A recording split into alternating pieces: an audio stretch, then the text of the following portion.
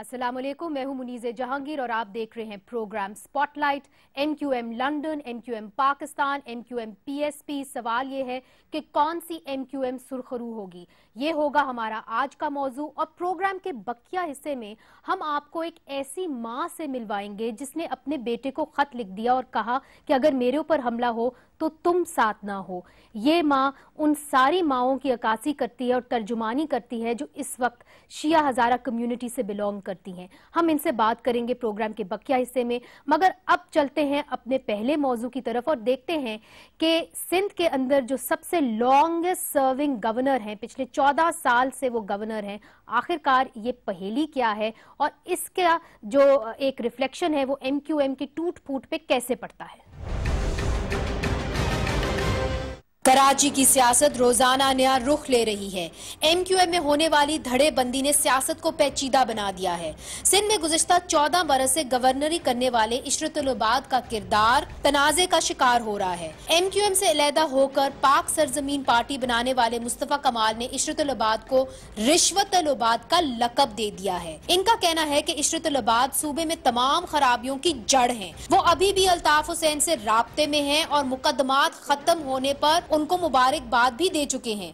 मुस्तफा कमाल के इल्जामात मुस्तरद करते हुए इशरतुल उबाद ने कहा कि मुसलसल नाकामियों की वजह से वो दोहरी शख्सियत के मरीज हो गए हैं। कराची की सियासत में आने वाले इस भौचाल का क्या नतीजा निकलेगा और इशरतुल उबाद की तवील तरीन गवर्नी के पीछे क्या गीदड़ सिंगी है, आज इसी का जायजा लेंगे।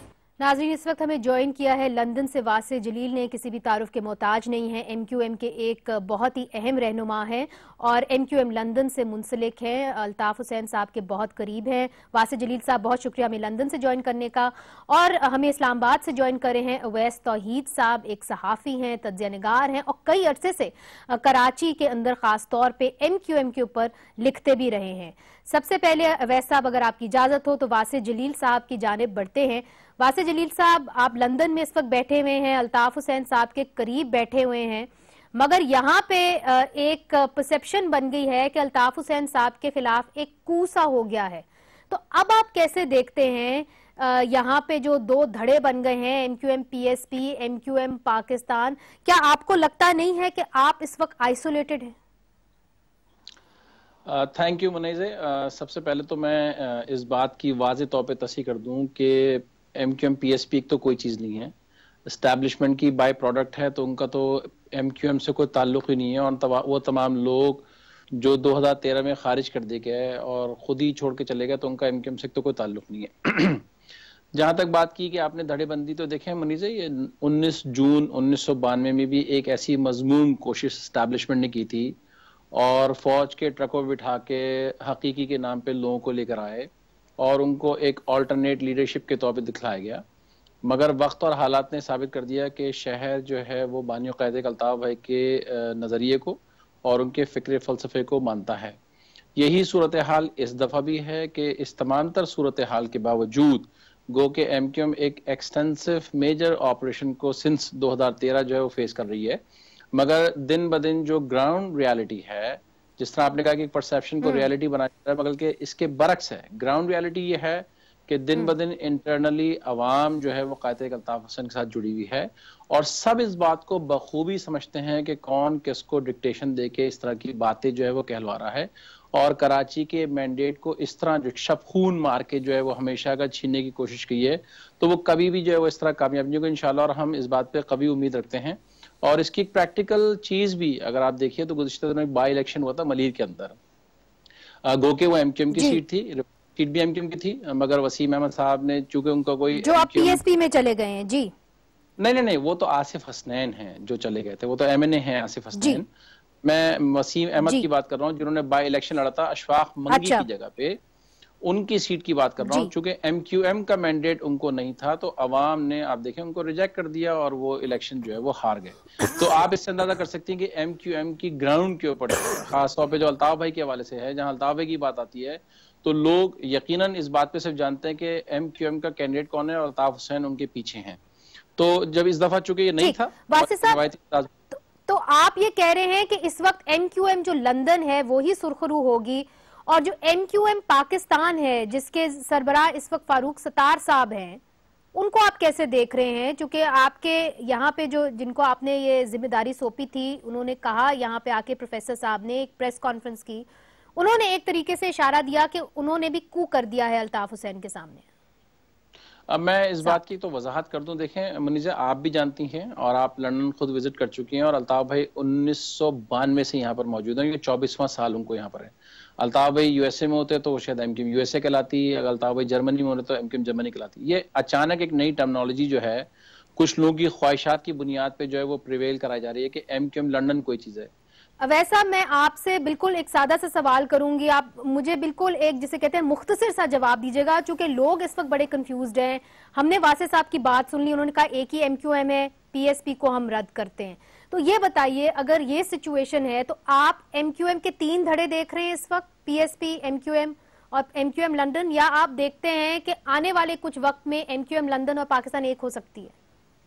जी, मेरा ख्याल है कि 2 बड़े टर्निंग पॉइंट्स हुए। एक तो सूबाई असम्बली के अंदर, जिसके अंदर आर्टिकल 6 के तहत जो करारदाद टेबल हुई और उसमें एमक्यूएम के अरकान सूबाई असम्बली जो है उन्होंने उसकी इंडोर्स किया। दूसरा, जब एक प्रेस कॉन्फ्रेंस के अंदर जिक्र किया एमक्यूएम पाकिस्तान के रहनुमाओं ने कि आइन में से जो कायद या बानी का जो रोल है उसकी तब्दीली का, तो वो एक बड़े वजह बनी। मैं ये समझता हूँ कि ऐसी कोई अब जो लाताल्लुकी है बिल्कुल तलाक में तब्दील हो गई है। मैं नहीं समझता कि मुस्तकबिल करीब में दोनों एक दूसरे के करीब आ सकते हैं, क्योंकि खलीज ज़्यादा जो है बड़ी हो गई है। इसी वजह से एक पूरी किश्ती में नए लोग, गुमनाम लोग भी शामिल हैं। जफ़र आरिफ जैसे साहब जो इंटेलेक्चुअल हैं और कई अपनी शनाख्तें तब्दील कर चुके हैं सियासी, उनको उतारना पड़ा अल्ताफ हुसैन साहब और उनके रुखफा को। ठीक, वासे साहब, आपने वैस साहब की बात सुन ली। हमने देखा कि किस तरह अल्ताफ हुसैन साहब ने कहा कि इस्तीफे दो, उन्होंने बार बार कॉल दी मगर इस्तीफे नहीं आए, और सिर्फ एक एमएनए जो है सुफियान साहब, उन्होंने इस्तीफा दिया। तो आपको नहीं लगता कि इस वक्त आप लोगों का होल्ड जो है वो कमजोर पड़ गया है और इसी मजबूरी की वजह से आपको डॉक्टर आरिफ को उतारना पड़ा?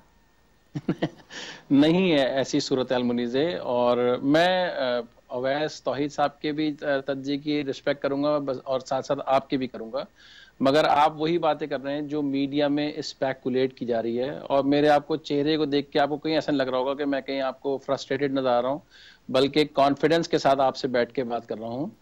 और 19 जून 1992 का ये टोटल रेप्लिका है जो सूरत हाल है, और उस दौर में भी जब अजीम अहमद तारिक भाई चेयरमैन, उन पर भी इसी तरह का दबाव डाला गया था, और फिर उस वक्त भी डॉक्टर फारूक सत्तार साहब थे, इशरत लिबास साहब थे और खालिद मकबूल साहब थे। ये सब लोग उस दौर में भी इस तरह से जो है वो मौजूद थे। मगर इस दफ़ा की जो सूरत हाल है वो थोड़ी सी कदर मुश्तरक है, क्योंकि आज मीडिया का दौर है तो इसलिए बहुत सारी बातें जो है नॉलेज में आती हैं।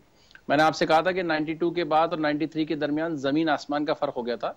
93 में भी जब एमक्यूएम को डिक्टेशन के तहत जब इलेक्शन में कंटेस्ट कराया जा रहा था तो एमक्यूएम ने बाइकआउट का ऐलान किया था, और जब एमक्यूएम ने बाइकआउट किया था तो पूरा शहर जो है उसने बाइकआउट का ऐलान किया था। और अगले दिन, क्योंकि उस जमाने में इलेक्शन जो है वो दो डेट्स में होते थे, सूबाई अलग, कौमी अलग, कौमी का बाइकआउट देख के पूरा इंटरनेशनल मीडिया कराची में जो है वो उमड़ कर आ गया था और घुटने टेक दिए थे एस्टैब्लिशमेंट ने, और एमक्यूएम को फिर बताया गया कि नहीं जी आपको। मगर वासे साहब देखिए, माजी के झरोकों में जाने का वक्त हमारे पास कम होता है।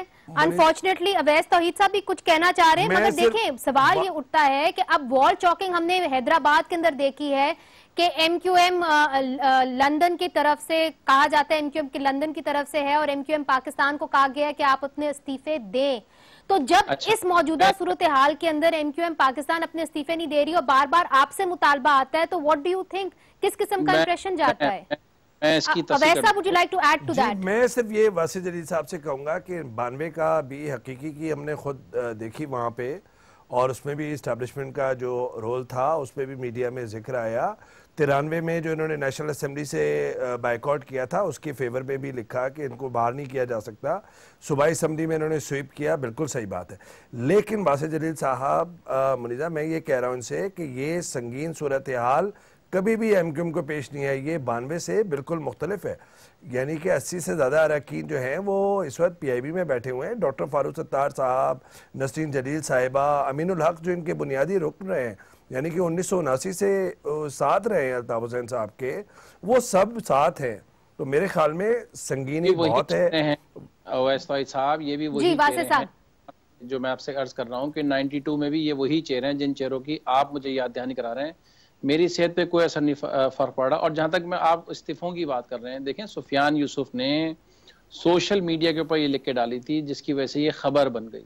आपको मैं बतलाता चलूं कि पार्लियामेंटेरियन चाहे प्रोविंशियल हो, नेशनल लेवल पे हो, सेनेट पे हो, इनके इस्तीफे हमारे पास मौजूद हैं, इनसे हमारा राब्ता भी है। मैं फिगर कोट नहीं करूंगा, अदरवाइज फिर उन लोगों के लिए ग्राउंड के ऊपर प्रॉब्लम आ जाएगी। और जिस दिन हमें ये वाला भी काम करना होगा हम काम करके बता देंगे। इस वक्त what is stopping you? Wasif साहब, आपने कहा आपके पास इस्तीफे जमा हुए हैं, what is stopping you? Now is the moment कि आप आए और अपना जो है लोहा मनवाएं कराची के सामने। स्पीकर के सामने उसकी वो होगी, तस्दीक होगी। वासिफ जलील साहब भी जानते हैं। वासिफ जलील साहब, मैं सिर्फ एक सवाल आपसे करूंगा। देखिए तकसीम क्यों इतनी ज्यादा है? अब जो ये बाई इलेक्शंस आएगा अगले महीने नवंबर में, लाइंस एरिया वगैरह के इलाके से, वहां पर आप अपना कैंडिडेट खड़े करेंगे और एमक्यूएम पाकिस्तान भी करेगी, तो कंफ्यूजन का शिकार है या नहीं है वोटर्स भी और आपकी क़यादत भी, दोनों तरफ की? देखिए, अगर मुझे आप मौका दे दें तो मैं एक बात को अगर एक्सप्लेन कर दूं तो वैस तौहीद साहब की बात भी मतलब पूछ जाएगी। देखें 2013 के इलेक्शन में, जिसको आप बार बार मुझे कह रहे हैं कि मुत्तहिदा कौमी मूवमेंट फारूक सत्तार, मुत्तहिदा कौमी मूवमेंट फारूक सत्तार को भी इख्तियार अल्ताफ भाई की रेटिफिकेशन से नदीम नुसरत साहब ने यहाँ पर अपने लेटर हेड पे, जो पार्टी का लेटर हेड है, उसको दे के जमा कराया था इलेक्शन कमीशन के अंदर कि ये वहां से टिकट्स जो है वो डिसबर्स करेंगे और कैंडिडेट्स को टिकट्स अलाउ करेंगे। तो ये इख्तियार हमने ही दिया था। ये इख्तियार भी इंशाल्लाह चंद रोज के अंदर क्लैरिटी हो जाएगा। आप जो मुझसे कह रही हैं कि इस्तीफे क्यों नहीं दिखाते, तो कुछ फॉर्मेलिटीज है जो एमक्यूएम इस वक्त डे एंड नाइट उसके अंदर लगी हुई है, वो उसको पूरा कर रही है। ये इख्तियार भी जो है वो आप सबके सामने जो है वो क्लैरिटी के साथ सामने आ जाएगा। और जहां तक बात रही बाई इलेक्शन के अंदर, तो वो जो भी चाहे एमक्यूएम बना ले, मैंने आपसे कहा ना कि हकीकी बना ले, पीएसपी बना ले, चाहे वो कोई और नाम से आ जाए, एमक्यूएम तो कल भी एक थी, वो एमक्यूएम कायदे अल्ताफ हुसैन भाई के एम्बिट में है, उसको कोई तब्दील नहीं कर सकता क्योंकि कायदे अल्ताफ हुसैन आइडियोलॉग हैं, मेरे भी आइडियोलॉग हैं, पूरी कौम के आइडियोलॉग हैं। मगर आप किस मोमेंट का इंतजार कर रहे हैं वासिफ साहब? मेरा सवाल फिर से आपसे है, What moment are you waiting for to bring forward your cards? आपने क्यों अपने जो पत्ते हैं अपने पास रखे हुए हैं, आप लोग सामने लाते क्यों नहीं है? क्या आप 2018 के इलेक्शन से पहले लाएंगे? What are you waiting for? हम देखें, मैं मीडिया के एस्पिरेशंस पे चीजों को नहीं फॉलो करूंगा कि मीडिया क्या एस्पायर कर रहा है मुझे, या मतलब वो कर रहा है। हमें तो वो चीजें करनी है जो एमक्यूएम करना चाहती है, हम वो उसको फॉलो करेंगे और एमक्यूएम की तमाम चीजों को फिर हमारी कौम, हमारे वोटर्स जो है वो फिर फॉलो करती है। तो इस पे तो आप बिल्कुल मुतमईन रहें। वासिफ जलील साहब, मैंने यहाँ पे एक वक्फा लेना है, वक्फे के बाद आपको इशरतुल उबाद साहब के हवाले से भी पूछेंगे। ये सिंध के यकीनन पाकिस्तान के सबसे लॉन्गेस्ट सर्विंग गवर्नर हैं। ये क्या पहेली है कि इतना उतार चढ़ाव हुआ सियासत के अंदर मगर ये गवर्नर रहे, इसके पीछे क्या पहेली है? और मुस्तफा कमाल साहब ने जो नए इल्जाम उनके ऊपर लगाए हैं कि अभी तक उनका राब्ता आपसे है और वो पसे पर्दा एमक्यूएम लंदन और पाकिस्तान के साथ हैं, ये क्या माजरा है? इस पर हम बात करेंगे वक्फे के बाद।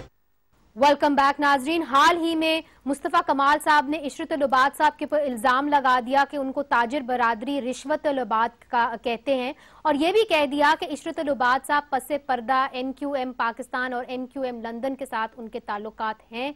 वासिफ जलील साहब, आप लंदन में बैठे हुए हैं, इशरतुल उबाद साहब को तो अल्ताफ हुसैन ने उनसे ला ताल्लुकी का इजहार कर लिया था। इस वक्त आपकी एमक्यूएम लंदन की और इशरतुल उबाद साहब की क्या रिलेशनशिप है?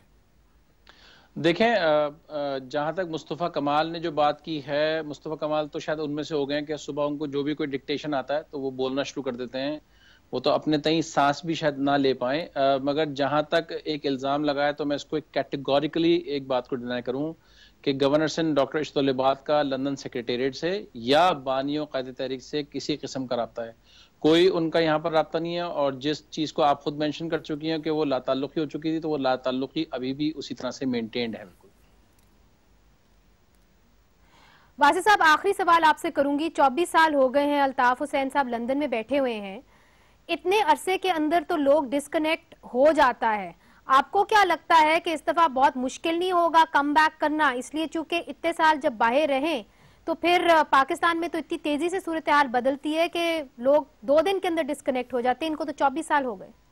हाँ, ये तो हमारी कामयाबी है कि हर दौर में हमने जो है वो कामयाबी हासिल की है। आप ज्यादा पीछे नहीं जाइए, इसी साल में मुत्तहिदा कौमी मूवमेंट ने लोकल गवर्नमेंट का इलेक्शन भी जो है अल्ताफ भाई के तमाम हिमायती याफ्ता कैंडिडेट जीता।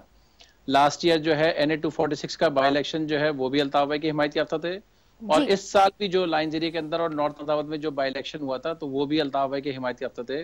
तो अल्ताफ भाई की एक कैरिस्मेटिक पर्सनैलिटी है, और पर्सनैलिटी के तहत जो है वो लोग भी आज भी अल्ताफ भाई पर जो है वो अंधा एतमाद करते हैं, और उसी बुनियाद यकीनन वासे साहब बहुत बहुत शुक्रिया में लंदन से टाइम देने का। आगे के जो वक्त होगा वो चैलेंजिंग होगा, देखेंगे कि उसके अंदर क्या अल्ताफ भाई फिर से सुरखरू होते हैं कि नहीं। यकीनन जो हमें ट्वीट्स आ रहे हैं उसके अंदर ये कहते हैं लोग कि MQM अल्ताफ हुसैन है, अल्ताफ हुसैन MQM है, ये कितना सच है अवैस साहब से पूछते हैं। और चंद ही मिनटों के अंदर हमें ज्वाइन करेंगे डॉक्टर सगीर साहब PSP से। अवैस साहब, इसको आप कैसे देखते हैं? जो हमें ट्वीट्स आते हैं उसके अंदर लोग ये कहते हैं कि अल्ताफ हुसैन MQM है, MQM अल्ताफ हुसैन है, जो एक कल्ट बना दिया गया है। How difficult will it be for Farooq Sattar to battle that cult? देखिए, सबसे पहले तो ये कि वासिफ जलील साहब से जो आपकी मेरी गुफ्तगू हो रही थी, we were asking specific questions और वो जेनेरिक जवाब दे रहे थे। तो सबसे बड़ी बात यह है कि पहली तकसीम की जो सबसे बड़ी नुमाइश होगी सियासी, वो होगी अगले महीने जब ये अपना कैंडिडेट खड़ा करेंगे। MQM लंदन और MQM पाकिस्तान जो है वो दोनों अपने कैंडिडेट्स खड़े करेंगे अगले महीने। दूसरी बात ये कि हम बात कर रहे थे कि कन्फ्यूजन का शिकार है, बिल्कुल कन्फ्यूजन का शिकार है। तकसीम जितनी होगी, इल्ज़ाम दर इल्ज़ाम तराशियाँ जितनी होंगी, कन्फ्यूजन का शिकार है। कराची में सड़कों पे ये बात सरेआम कही जा रही है। तीसरी बात आपने कहा कि डॉक्टर फारूक सत्तार साहब के लिए, देखिए जो अल्ताफ हुसैन साहब का कल्ट है, या अल्ताफ हुसैन साहब के गिर्द जो पूरी 34 साल से या 32 साल से जो ये घूम रही है पूरी पार्टी, तो वो तो रहेगा नाम, लेकिन उनको एक इमॉर्टल कैरेक्टर बनाना मेरे ख्याल में ऐसी बात नहीं है। ये उन्हीं के लोग हैं, उन्हीं की तंजीम, उन्हीं के तहरीक के लोग हैं। अभी डॉक्टर सगीर साहब आए हैं, फारूक सत्तार साहब, सारे लोग, यानी कि नौजवानी से, तो ये साथ साथ होगा। हाँ, ये जरूर है, इनकी आपस में रस्सा कशी के अंदर एक वैक्यूम जो क्रिएट होगा वो दूसरी पॉलिटिकल पार्टीज फिल करने की कोशिश करेंगी। एस्टैब्लिशमेंट भी वहां पे वेट एंड सी वाली सिचुएशन रखे हुए है, और MQM लंदन जो है उससे फायदा उठाने की कोशिश करेगी। जी, मगर आपने जैसे कि कहा कि ये जो बुत है ये टूट सकता है, इसमें जो है वो आगे जाके देखेंगे कि ये टूटेगा कि नहीं। That's a really big question. मगर PSP से हमें डॉक्टर सगीर साहब ने ज्वाइन किया है। डॉक्टर साहब बहुत बहुत शुक्रिया हमें ज्वाइन करने का। सवाल ये उठता है कि अब जबकि MQM पाकिस्तान मजबूत हो गई है, आप PSP का वजूद कैसे देखते हैं? आपके लीडर का इस तरह बाहर आ जाना, इशरतुल इबाद साहब के ऊपर इतने इल्जाम लगा देना, तज्जिया निगार का ये कहना है कि आप नर्वस हो गए हैं, आपके पार्टी के अंदर इतने लोग नहीं आए जिस तरह के इशरतुल इबाद साहब कहते थे, इसलिए आप फ्रस्ट्रेशन का शिकार हो गए हैं। बहुत शुक्रिया आपके सवाल का, और आपका सवाल बहुत अच्छा है, लेकिन मैं आपसे जान की अमान पाऊँ तो ये अर्ज़ करूँ कि ये तज़्ज़िये से मुझे इख्तलाफ है। अच्छा, वो क्या इख्तलाफ है? वो इख्तलाफ ये है कि मुत्तहिदा कौमी मूवमेंट पाकिस्तान मजबूत हो गई है।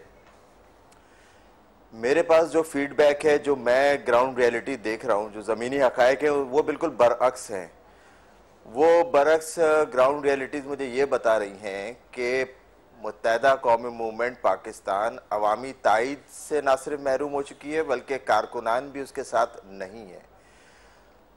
इसका हालिया मुजाहरा PS 127 का इलेक्शन था, जहाँ पे उनको एक भरपूर हजीमत का और शिकस्त का सामना करना पड़ा, बावजूद इसके कि उन्होंने बड़ी उसके अंदर कोशिश की। और उस रैली को आज तक फारूक सत्तार साहब कोट करते हैं कि हम जिना स्क्वायर गए, अवाम के एक जम्मे गफीर ने हमारा वहाँ पे वेलकम किया। ये ऐसे ही है जैसे माजी मुत्तहिदा कौमी मूवमेंट पंजाब में जलसे करती थी, यहाँ इसकी पूरी कुमक ले जाती थी। इसी तरह फारूक सत्तार साहब ने ये एपिसोड किया। उसका जो शाखसाना था वो 28 अगस्त को दुनिया ने देख लिया, शिकस्त हो गई और 15,000 वोट हो गए। फारूक सत्तार साहब का एक्यूमेन इतना माशाल्लाह से डॉक्टर सगीर साहब ये बताइए, देखिए आपसे ये जानने की जरूरत है, आप लोग क्या समझते हैं? क्या आप समझते हैं कि अभी भी MQM पाकिस्तान और MQM लंदन के दरमियान डिस्कनेक्ट नहीं हुआ, चूंकि इतनी सख्त तल्ख कलामी हो गई, उनको डॉक्टर आरिफ को उतारना पड़ा मैदान के अंदर। फिर हमने देखा कि किस तरह वॉल चॉकिंग हैदराबाद के अंदर हुई, जिसके अंदर कहा गया कि MQM पाकिस्तान को अपने इस्तीफे दे देने चाहिए। आप अभी भी समझते हैं कि MQM लंदन, MQM पाकिस्तान एक ही चीज है and Altaf Hussain is just binding time, बाद में वो शायद ओन अप कर जाएं टू MQM पाकिस्तान? इसमें मुझे 1% भी शक व शुबा नहीं है कि मुत्तहदा कौमी मूवमेंट पाकिस्तान और मुत्तहदा कौमी मूवमेंट लंदन कोई अलग अलग एंटिटीज़ हों। ये सब लोग एक हैं, और मैं इसकी वजह मैं जब ये कहता हूँ तो मेरे पास इसके वज़नी दलाइल हैं।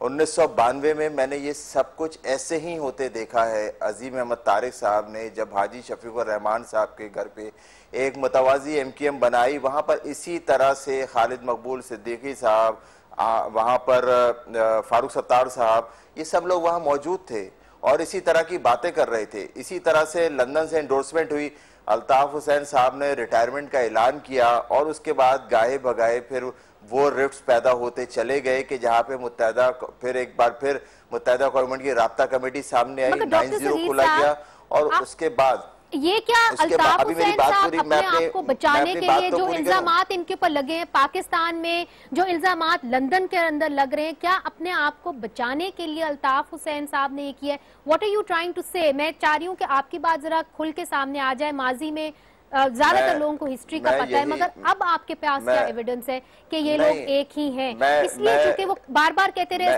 इस्तीफे दे और एक ही MNA ने इस्तीफा दिया।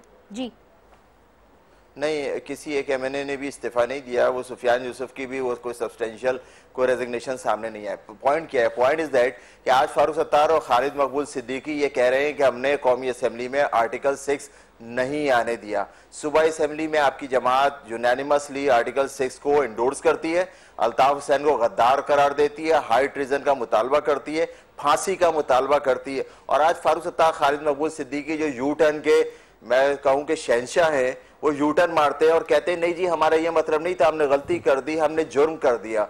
और अल्ताफ हुसैन को एक safe exit, safe passage Farooq Sattar ने 22 अगस्त से फराहम किया है। और न सिर्फ उन्होंने फराहम किया बल्कि और भी उनके साथ ताले आजमा हैं जो इस शहर के साथ, इस सूबे के साथ, इस मुल्क के साथ खेल रहे हैं, रॉ के एजेंट और उसके चेलों को बचा रहे। अल्ताफ हुसैन साहब बैन होने से बच गए, MQM बैन होने से बच गई, MQM को फिर स्पेस दे दिया गया, एक लाइफलाइन आज फिर मिल गई। MQM पाकिस्तान के जो भी अनासिर हैं वो आज खड़े होकर बातें कर रहे हैं। इसी तरह से MQM लंदन खड़ी है। सब एक दिन आएगा, मिल जाएंगे। फारूक सत्तार, आमिर खान, खालिद मकबूल सिद्दीकी, इनका पास ट्रैक हमेशा यही रहा है, ये पैरों में गिर के अल्ताफ हुसैन के पैरों को चाट कर अल्ताफ हुसैन की बगल में जाके बैठने वाले लोग हैं।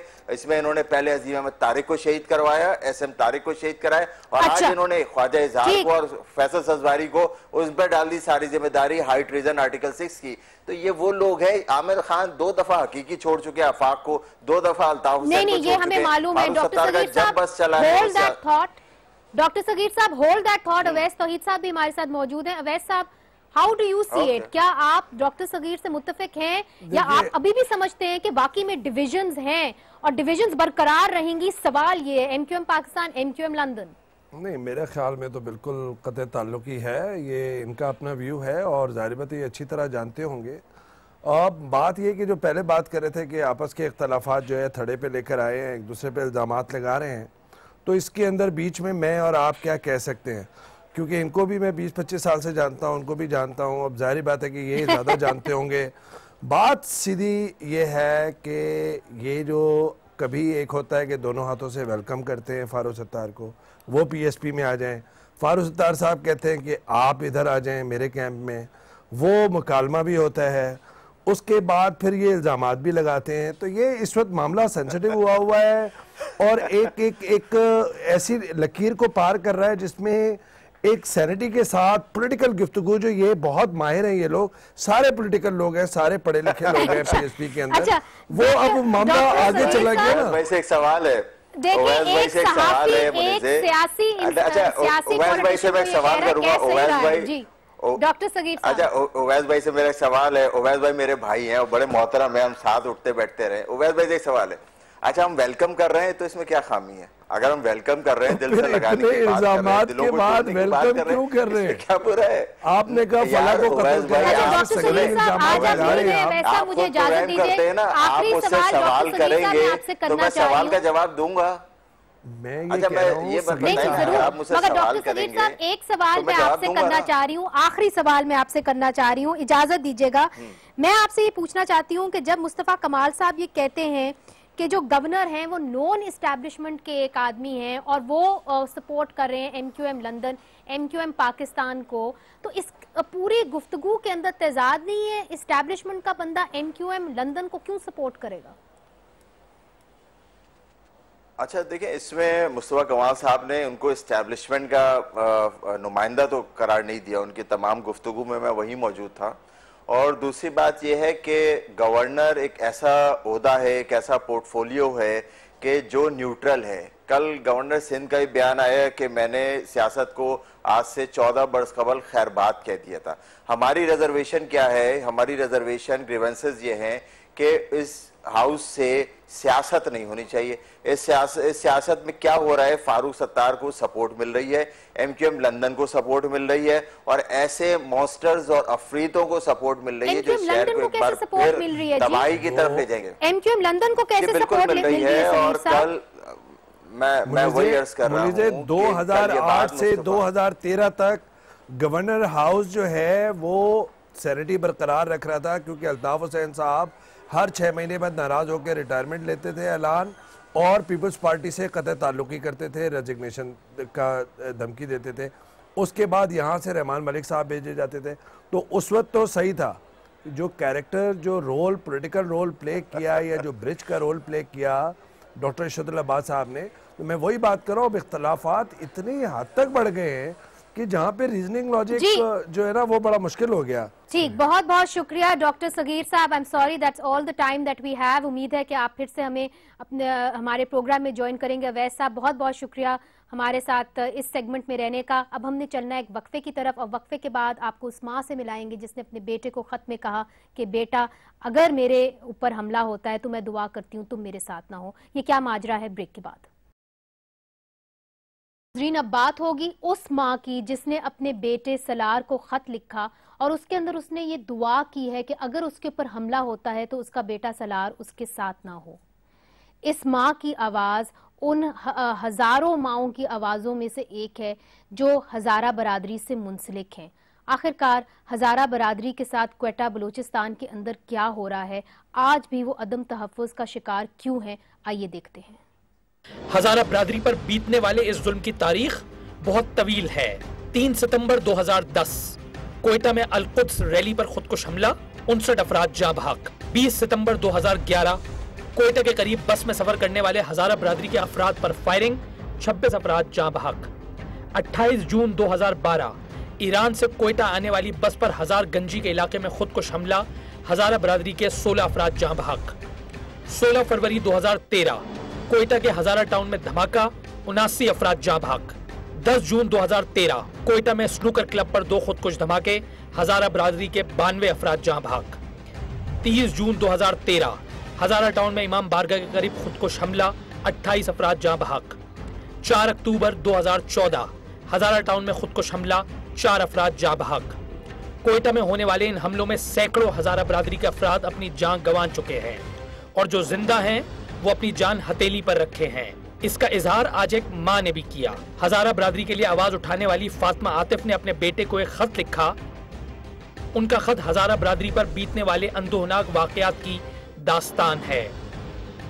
अगरचे पूरा खत ही माशरे को झंझोड़ने के लिए काफी है, लेकिन फातिमा की अपने बेटे सलार से एक ख्वाहिश रोंगटे खड़े कर देती है। फातिमा की ख्वाहिश है कि अगर दीगर हजारा बरादरी की तरह खुदा न ख्वास्ता उसको भी निशाना बनाया जाता है तो उसकी दुआ होगी कि उसका बेटा सलार उसके साथ ना हो। हजारा बरादरी पर होने वाला जुल्म कब खत्म होगा? पाकिस्तान में मौजूद हजारा बरादरी को इस खौफ से निजात और सुकून कब मिलेगा? शायद इस सवाल का जवाब किसी के पास नहीं। इस वक्त हमारे साथ हैं फातिमा बीबी। फातिमा बीबी, माओं के तो दिल काफी मजबूत होते हैं, तो क्या मजबूरी थी जिसके अंदर आपने अपने बेटे सलार को ये कह दिया कि बेटा कभी ऐसा दिन ना आए जिस दिन मेरे ऊपर हमला हो और तुम मेरे साथ हो? जी, मेरा ख्याल है कि इस वक्त पूरी हज़ारा कम्युनिटी जो है, जो कोयटा में आबाद है, मुसलसल एक जो स्ट्रेस वाली सिचुएशन है और मुसलसल अंडर थ्रेट है, और पिछले 15 सालों के दरमियान जिस बेदर्दी से हमारा खून बहाया गया, तो हर माँ इस प्रोसेस में ओवरऑल एक तो शामिल रही है, क्योंकि उनके घरों से उनके ब्रेड अर्नर्स, उनके महबूब शोहर, उनके भाई, उनके बाप, और इसके अलावा बाद में ऐसे इंसिडेंट्स हुए जिसमें ख़वातीन को भी निशाना बनाया गया। तो हर माँ इस बारे में सोचती होगी कमोबेश इसी तरह से, और हर माँ अपनी औलाद को यही सबक देती होगी कि अगर कोई ऐसा वाक़या हुआ तो दे शुड मूव ऑन, और उनको अपनी ज़िंदगी आगे लेकर चलना पड़ेगा।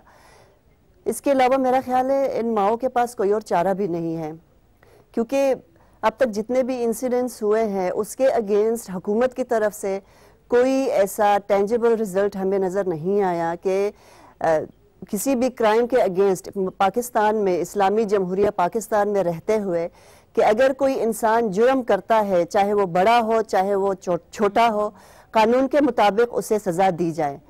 तो ये हमें नज़र नहीं आ रहा, क्योंकि जो मिलिटेंट ग्रुप्स है, मैं अगर कुछ भी ना कहूँ, वो खुद ये जिम्मेदारी कबूल करते हैं, लेकिन उसके बावजूद आज तक भी इनके खिलाफ कोई कार्रवाई नहीं की गई। मगर फातिमा बीबी, कार्रवाई तो हुई है, हमें पुलिस के जराए बताते हैं कि टारगेट किलिंग्स हुई है, हमें पुलिस के जराए बताते हैं कि कुछ लोगों को हिरासत में लिया गया है, 6 से 7 लोगों को उम्र कैद की सजा सुनाई गई है, तो कुछ तो एक्शन हुआ है। देखिए जी, 15 सालों का एक मुसलसल, एक कहें कि आप कत्ले आम, नस्ल कुशी हुई हज़ारों की। उस 15 सालों के स्ट्रेस, अजियत और अपने जानी नुकसान के बाद हमें अगर सिर्फ 2 जुमले ये मिलते हैं कि कुछ गिरफ्तारियां हुई हैं, कुछ लोगों को, 2-4 लोगों को कुछ सजाएं हुई हैं जिस पर अभी तक अमल दरामद नहीं हुआ, तो आपके ख्याल में ये नाकाफी नहीं है? This is the biggest human rights violation जो कि कोयटा में हज़ारा कम्युनिटी के साथ हो रहा है, कि आपसे आपका जीने का हक छीन लिया गया है, और जिनको मारा जा रहा है सो मारा जा रहा है। उसके अलावा अभी जो 2 नेबरहुड एरियाज़ है कोयटा के अंदर, जिसमें अलमदार रोड और हज़ारा टाउन का जो एरिया है, उसमें हज़ारा कम्युनिटी बिल्कुल महबूस होकर रह गई है। वो खुले, जिसे कहेंगे ना, ओपन एयर जेल्स में महबूस होकर रह गए हैं। उनको बाहर निकलने की आज़ादी इस तरह से नहीं है कि अगर वो वहाँ से निकलेंगे तो फिर वापस आने की, सही सलामत या जिंदा वापस आने की जिम्मेदारी नहीं होती। जो मर गए वो मर गए। वो तो खौफ और हिरास का माहौल है। हम भी क्वेटा आए थे, हमने देखा था कि कैसे बड़ी तादाद के अंदर शिया हज़ारा या कराची की तरफ रुख कर रहे थे, या आपकी तरह इस्लामाबाद में आके बस रहे थे। फातिमा बीबी, ये बताइए कि बच्चों के ऊपर क्या असर हुआ है? आप काफी तफसीलन लिखती हैं अपने बेटे सलार के बारे में, जिसकी उम्र 9 साल है, और आप कहती हैं उसको भी आज पता चल चुका है कि उसके पीछे और उसके पूरे खानदान के पीछे कुछ, जिसे कहते हैं ना, लोग गोलियां लेके उनके पीछे आ रहे हैं। तो क्या बच्चे भी सहम चुके हैं वहाँ? मेरा ख्याल है कि बल्कि यकीन के साथ मैं ये कहूँगी, कोयटा में रहने वाला, बल्कि कोयटा से बाहर रहने वाला भी हर बंदा, चाहे वो बच्चा है जिसको ज़रा सी भी समझ है, चाहे वो जवान है, बूढ़ा है, हर एक को इस हकीकत का बखूबी अदराक है कि वो किस सिचुएशन से गुजर रहे हैं, और वो इस मुल्क के किसी भी कोने में भी ख़ुद को महफूज तसव्वुर नहीं करते, क्योंकि हमारी जो शनाख्त है, वो जो फीचर्स, आप जिस तरह मेरी शक्ल है, आप मुझे देख रहे हैं, हमारी छोटी आंखें और चिपटी नाक हमारी शनाख्त है, और हम किसी भी कोने में मुल्क के चले जाए तो हमें बासानी शनाख्त भी किया जा सकता है और टारगेट भी किया जा सकता है। तो हज़ारा कम्युनिटी का हर बच्चा इस चीज़ से वाकिफ़ है, और अपने हवाले से मैं ये कहूँगी कि मैं एक वर्किंग मदर हूँ, और मेरे पास बच्चों को घर में रखने का कोई सपोर्ट नहीं रहा ओवरऑल। तो मैं जब प्रोटेस्ट में जाती रही हूँ, जो कि बहुत लेंथी प्रोटेस्ट होते थे, इवन 2013 में तो 3-3 दिन हमने सड़क के ऊपर गुजारे, तो मेरे बच्चे मेरे साथ होते हैं, और मैं ना चाहने के बावजूद चीज़ें उनके कान में पड़ती रहती है। और मैं, जिस तरह मैंने उस ख़त में भी जिक्र किया, कि जब मैं अपने बेटे को ये कहती थी कि आज भी हम प्रोटेस्ट पे जा रहे हैं, तो उसका सवाल ये नहीं होता था कि कौन मरा, क्या हुआ, उसका सवाल ये होता था कि आज कितने लोग मरे हैं। तो ये दिस इज़ रियली ट्रेजिक कि हमारे बच्चे इस दौर से गुजर रहे हैं, और उनको अपनी सालगिरह पे ये ख्वाहिश वो करते हैं और दुआ करते हैं अल्लाह मियाँ से कि अल्लाह करे हमारे मुल्क से दहशतगर्द चले जाएं। और 9 साल का बच्चा ये पूछता है कि हमारे मुल्क का वज़ीर आज़म अपनी जिम्मेदारी क्यों नहीं निभा रहा और वो दहशतगर्दों को हमारे मुल्क से दूर क्यों नहीं भेज रहा। तो बच्चा इस हकीकत से अदराक रखता है, इस प्रोसेस से वो गुजर रहे हैं। जब कोयटा में ये सारा प्रोसेस हुआ और जो प्रोटेस्ट में मुसलसल 3 दिन तक बैठे रहे शदीद सर्दी में, तो उसमें सिर्फ मर्द हजरात नहीं थे, उसमें खवातीन भी थे, उनके छोटे छोटे बच्चे भी थे। जी फातिमा, मैं आपसे पूछना चाहूंगी कि पिछली हुकूमत में हमने देखा कि कुछ तो पेशरफ्त हुई, कम से कम गिरफ्तारियां हुई। इस हुकूमत में क्या है? मियां नवाज शरीफ बात करते हैं तरक्की की, हमने इमरान खान साहब की भी प्रेजेंस देखी है बलूचिस्तान के अंदर, वो इंसाफ की बात करते हैं। पाकिस्तान पीपल्स पार्टी कहती है कि हम उन गरीबों के साथ हैं, उन मजलूमों के साथ हैं, हम जो मजहब के ठेकेदार हैं उनको ख़त्म करेंगे। क्या आपको इन सारी पार्टीज की तरफ से किसी किस्म के ताउन मिला है या आर यू डिसअपॉइंटेड? देखिए जी, बहुत सीधी सी बात है, मैं बहुत ज़्यादा बड़ी पॉलिटिशियन नहीं हूँ, ना ही मेरी सोच बहुत आगे तक जाती है। सिंपल सी बात यह है कि मैं उस दिन मानूंगी कि इस तमाम कानूनी कार्रवाइयों का, चाहे वो सिक्योरिटी एजेंसीज है, चाहे वो बड़े बड़े पॉलिटिशियंस है या पार्टियां हैं जो कि हमारे साथ प्रोटेस्ट में आके तस्वीरें तो खिंचवा के चले जाते हैं और बाद में कोई उस पर अमल दरामद नहीं होता। सीधी सी बात यह है कि जिस दिन हज़ारा किलिंग बंद होगी और हम कोयटा के अंदर ख़ुद को महफूज तस्वुर करेंगे और हम आराम से अपने शहर कोयटा में जिस तरह पहले अमन से रहते थे, जिस दिन से हमने अपनी ज़िंदगी अमन में शुरू की, हम समझेंगे हुकूमत ने काम अपना शुरू कर दिया है। बहुत बहुत शुक्रिया फातिमा बीबी हमें इस प्रोग्राम में ज्वाइन करने का। तो नाजरीन, पिछले कुछ सालों के अंदर तकरीबन 2000 शिया हज़ारों की नस्ल कुशी की गई है और अभी तक हुकूमत ने किसी किस्म की संजीदगी नहीं दिखाई। अभी भी हज़ारा शिया जो हैं वो अदम तहफ़्फ़ुज़ का शिकार हैं। हमने CCPO क्वेटा रज़ाक चीमा को फ़ोन किया ताकि उनसे हम पूछ सकें इस केस के बारे में कि क्या पेशरफ्त हुई है, मगर उन्होंने कहा कि जब तक आप क्वेटा नहीं आएंगी, मेरे दफ्तर नहीं आएंगी, तब तक मैं आपको किसी किस्म के इदादो शुमार नहीं कि पिछली हुकूमत में हमने दाव की बात करते हैं, पाकिस्तानी किस्म के इदादो शुमार नहीं कि पिछली हुकूमत में हमने कहा कि अम्मी आज बताएं कितने लोग मारे गए। अल्लाह ना करे कि किसी का भी बच्चा ये किसी से पूछे। हमारे मुल्क का मसला दहशतगर्दी है और ये हुक्मरानों से इल्तिजा है कि असल मसलों की तरफ आएं। आज के लिए इजाजत दीजिए, खुदा हाफिज।